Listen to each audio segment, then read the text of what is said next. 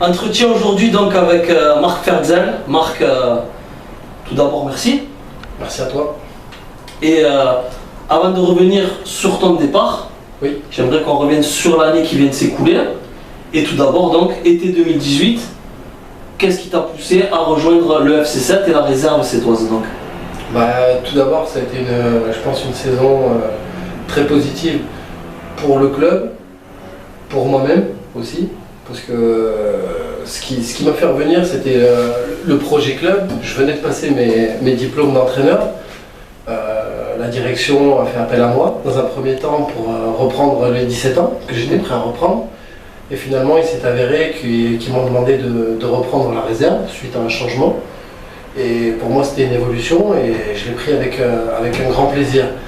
Après, comme je t'ai dit, c'était une saison très positive sur tous les aspects. C'est-à-dire avec ce qui s'est passé avec la réserve, mais pas seulement l'aboutissement de monter, c'est tout ce qui s'est passé bien avant.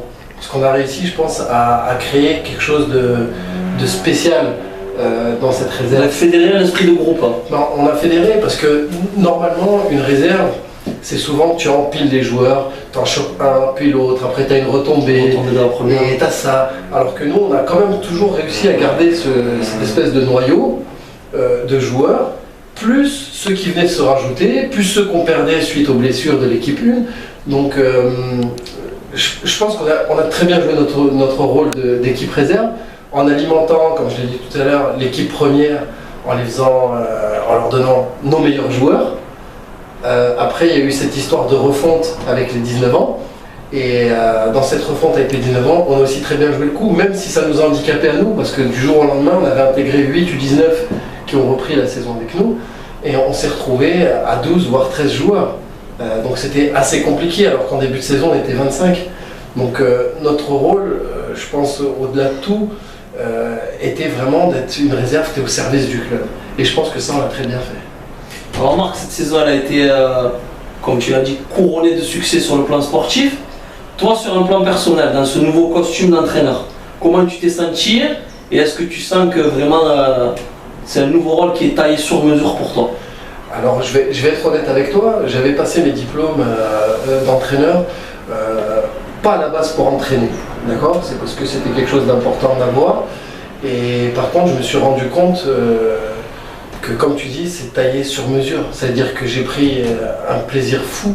En fait, j'ai eu la chance d'avoir une carrière pendant 15 ans, de connaître pas mal de bons entraîneurs et aussi des mauvais, et sur lesquels je peux m'inspirer. Tu as pioché un peu? Voilà, j'ai essayé de piocher tout en restant moi-même, et je me suis rendu compte combien il était important de transmettre tout ce que j'ai appris. Après attention, je ne dis pas que je suis le meilleur ou quoi que ce soit, mais pour moi c'était un réel plaisir de transmettre déjà cette façon de voir le football, parce que voilà, j'ai une équipe qui a été très offensive, une équipe qui a été agressive mais dans le bon sens du terme, voilà, et les résultats parlent pour nous en étant meilleure attaque, meilleure défense. Donc je trouve que cette équipe, elle nous ressemblait. Quand je dis nous, elle nous ressemblait à Cara et à moi. C'est une équipe, c'est vraiment l'esprit de 7, une équipe qui lâche rien, mais qui, en plus de ça, sait jouer au ballon.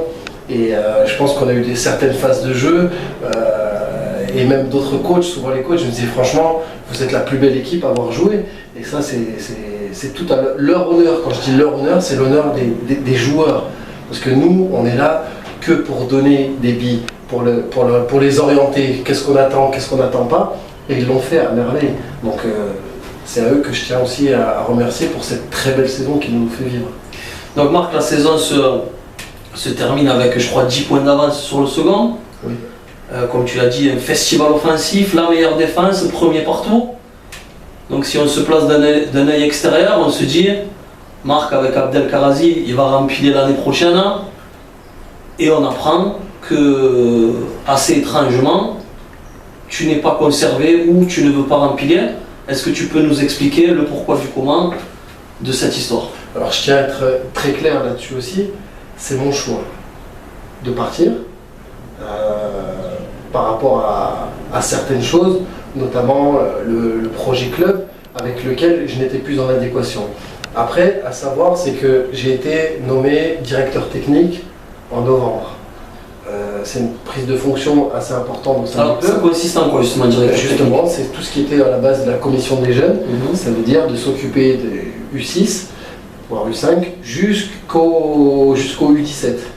Donc c'est un petit peu de fédérer justement tout ce projet, tout le projet sur l'aspect sportif, comment on veut amener les choses, comment on veut que nos équipes de jeunes elles jouent, et ainsi de suite. Il y a beaucoup de choses, donc c'était un rôle pour moi très important que j'ai pris, comme je t'ai dit, au mois de novembre, donc en cours, avec des éducateurs que je n'avais pas mis en place, mais qui ont tous plus ou moins joué le jeu.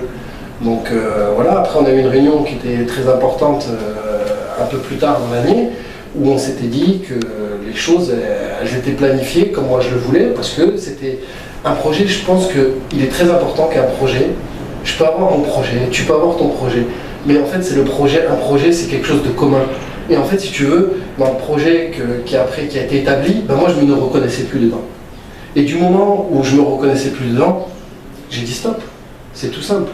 Et attention, j'en veux à personne, bien au contraire, le FC7 m'a permis, ma première année d'entraîneur, de monter, m'a fait confiance, et d'ailleurs je remercie le FC7 parce que je suis lié à ce club, comme tu peux le savoir, depuis l'âge de... quand j'avais 20 ans et je suis venu jouer ici en national. Mais j'ai toujours été quelqu'un qui fonctionne à l'instinct. Et là, mon instinct m'a dit, en fait, ça n'aurait pas été moi de rester ici. Tu comprends ce que je veux te dire ou pas? Parce que ça aurait été de me mentir à moi-même et de mentir aux gens, parce que je n'adhérais pas. Donc du moment où je n'adhère pas, eh ben, je préfère dire stop. Alors deux questions en une. Est-ce que tu ne penses pas, avec quelques jours de recul, que peut-être tu as réagi à chaud? Et ensuite, est-ce que du côté du club, on ne pouvait pas mettre un peu de l'eau dans son vin, pour rabiboucher les deux parties, quoi? Alors, je vais t'expliquer un truc. C'est vrai que j'ai un caractère plus ou moins, on va pas dire sanguin, mais... affirmé. Voilà, affirmé, on peut dire ça comme ça. Après, avec l'âge, je suis devenu beaucoup plus réfléchi, mais j'ai agi de la sorte, c'était pas sur un coup de tête. Tu comprends ou pas? Donc c'est que je me suis dit, aujourd'hui, j'ai besoin aussi moi de grandir, et pour grandir, s'il faut partir, je prends toujours l'exemple de quand j'étais ici en national, j'avais tout, d'accord? Je venais de faire meilleur joueur de national à mon poste. Je gagnais plus ou moins bien ma vie, mais je vivais que du foot. J'étais dans une tête des plus belles villes de France, avec mon meilleur pote.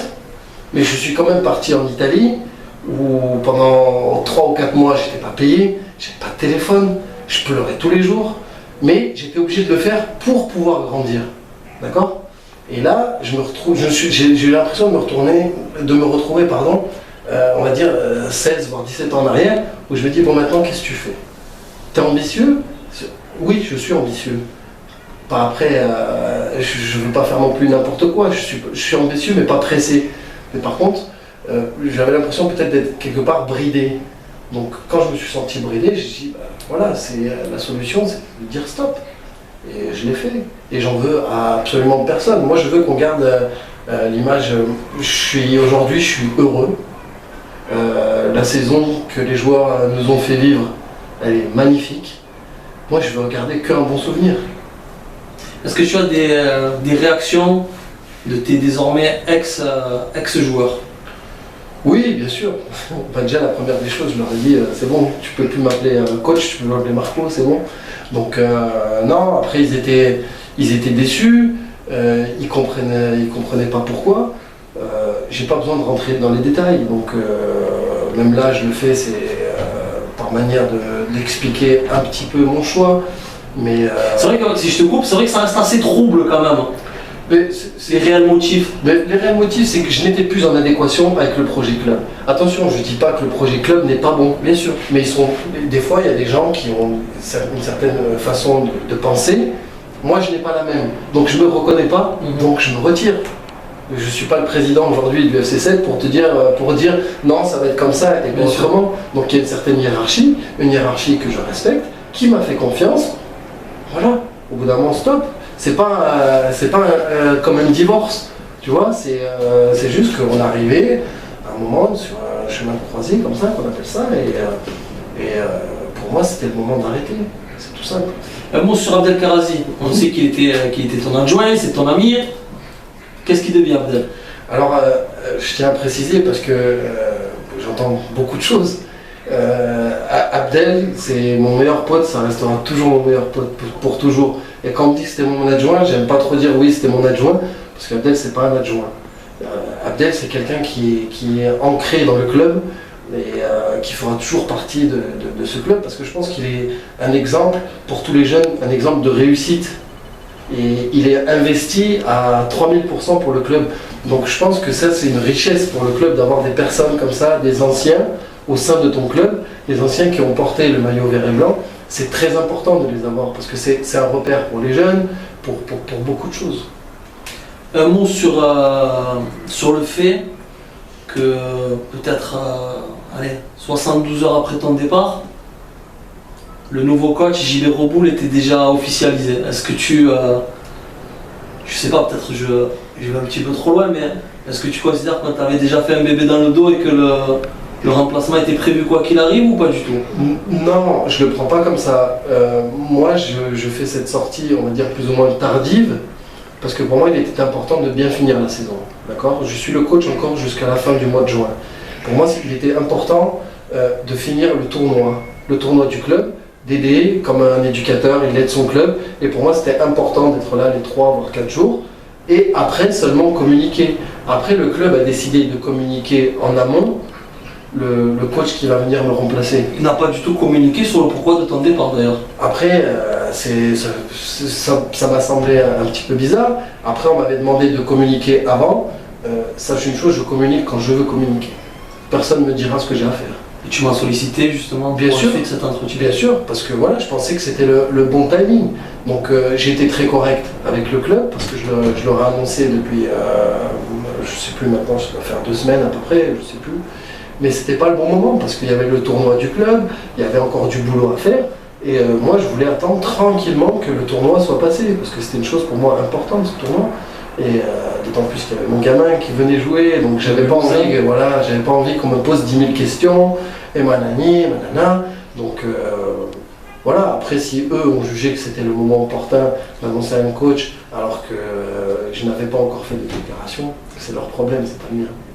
Alors, ensuite, ta nouvelle destination, avant que tu nous la donnes si tu veux bien, moi j'ai eu plusieurs échos. J'ai eu Marc qui va repartir en Allemagne.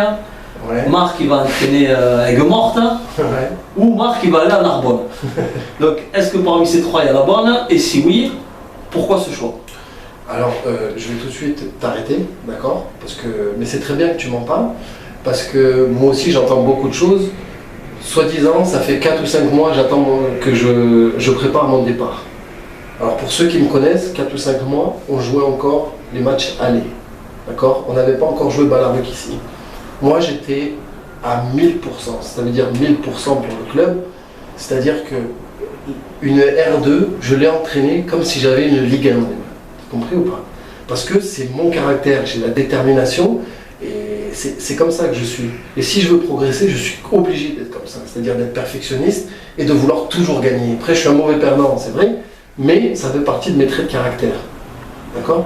Donc après, ce qui se dit beaucoup, oui, il va partir, c'est un traître, on va le lâcher.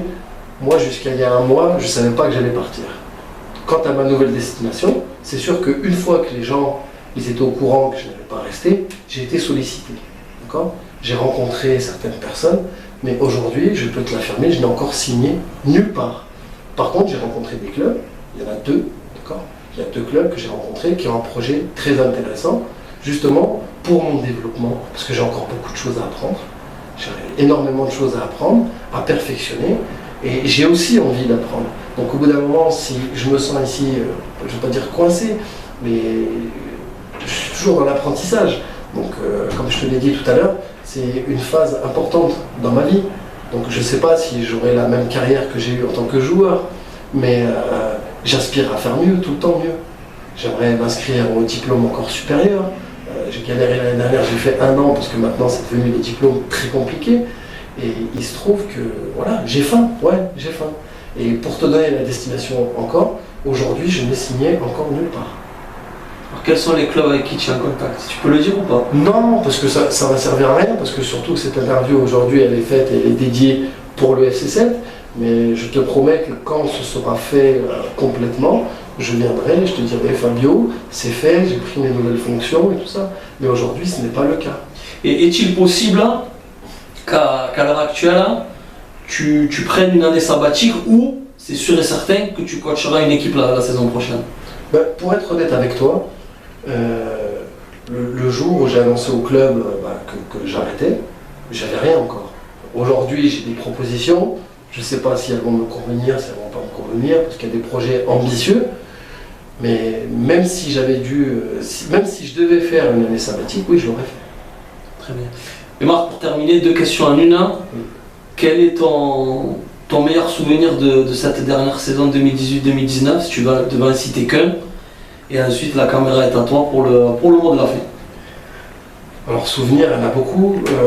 Je pense qu'il y a un match qui m'a marqué, parce qu'on jouait sur un terrain compliqué, voire pourri, même c'était à Castelnaudary.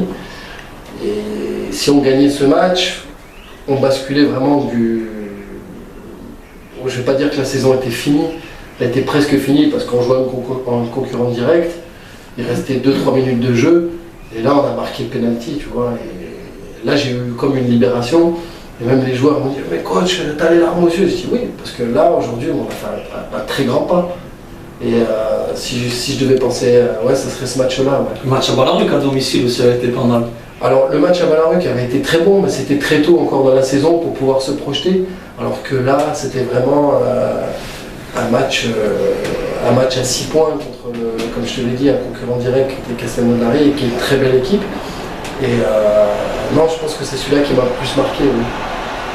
Ce que je voudrais qu'on retienne de cette saison, grand remerciement à tous nos joueurs, grand remerciement à Abdel, grand remerciement à Rémi et grand remerciement aussi à tous les bénévoles du club qui ont toujours assuré avec nous sur tous les points de vue. Je voudrais remercier tous les bénévoles du club, tous les dirigeants du club. Surtout aussi, j'aimerais remercier nos joueurs qui nous ont permis de vivre une année exceptionnelle, ainsi que la direction, le club, tout le FC7 en entier, tous ses supporters pour cette magnifique saison. Et je vous dirai à bientôt, j'espère, sur les terrains. Sinon, je viendrai vous voir volontiers au Louis Michel. Au revoir. Merci Marco. À toi.